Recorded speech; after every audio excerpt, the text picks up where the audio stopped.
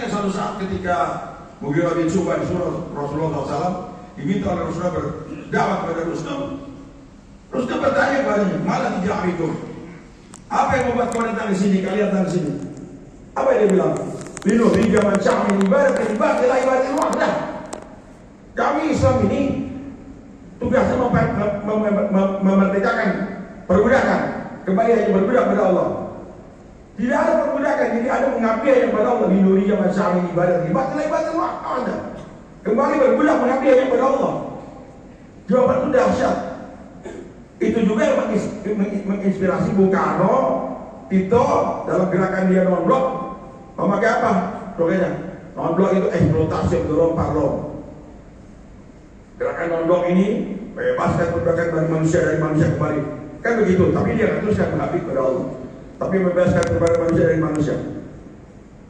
Jadi dahsyat, Islam ini dahsyat. Cuma kita kan terlalu jauh dari jarak dengan Rasul dan para sahabat, para khalifah, dan dipelajari anak-anak kita, turunan kita. Wallahu alam, entah 10 tahun, 20 tahun akan datang masih ada nggak cerita yang kita baca.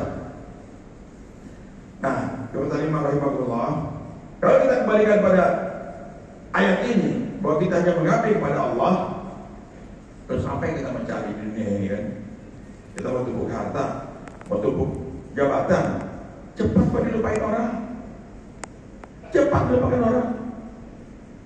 32 tahun Bapak Presiden kita Pak Harto, sekarang orang udah lupakan kok. Bung Karno yang hebat-hebat begitu, yang pendiri Republik ini, ya, sekarang di mana? Nggak ada. Ini saksi nih, apa namanya, mimbar ini. Berapa banyak di sini orang-orang yang berkhutbah di sini yang saya lihat. Waktu masih saya kecil saya lihat Muhammad Ali di sini. Saya murid Al-Azhar. Muhammad Ali berpidato di sini. Kemana mereka sekarang? Kembali kepada Allah. Kenapa kita nggak sadar? Karena subjek, nasihat lupa, manusia suka lupa. Oleh karena itu kita sering dekatlah pada Allah SWT melalui pengajian, dekat lagi pada Allah SWT. Karena buat pengajian ini yang saya sampaikan. Kalau kita di mana saja, Bapak-bapak yang kita di direktur di sini, atau mungkin ada menteri yang di sini, atau ada mungkin dirjen di sini, cobalah Bapak pulang besok susun apa yang Bapak bisa lakukan untuk berdakwah ini. Gitu loh. Kalau punya uang, Bapak naikkan umroh orang setiap tahun, kemudian sampaikan kepada mereka di kantor Bapak, berikan kesehatan kepada anak-anak bawahan Bapak. Dengan senyum, kalau tidak bisa senyuman saja sama mereka, ajarkan mereka. Yang paling penting buat keluarga kita. Waalaikumsalam, jaga dirimu dan keluargamu dari api neraka. Kita hemat-hemat di luar, anak kita naudzubillah misalnya tiba-tiba ada yang narkoba, naudzubillah. Orang kumpul uang begitu, harta banyak, nggak ada ketahuan, silent operation, diam-diam nggak tahu. Kerja di pajak, aman, duit disimpan, tiba-tiba anaknya bang, bunuh orang apa? Pukul orang sampai hampir mau mati. Dibuka kasusnya viral, akhirnya apa? Hartanya pun, akhirnya anaknya masuk penjara, bapaknya masuk penjara. Alhamdulillah dari orang yang kita tahu kasusnya belum berapa lama bekerja di kantor pajak.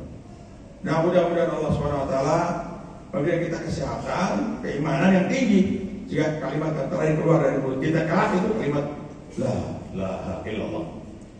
Karena sesuai dengan tugas kita dan fungsi kita di dunia ini kan untuk beribadah. Sehingga kita harapkan nanti di akhir kalimat itu dia la ilaha illallah, daulah jannah.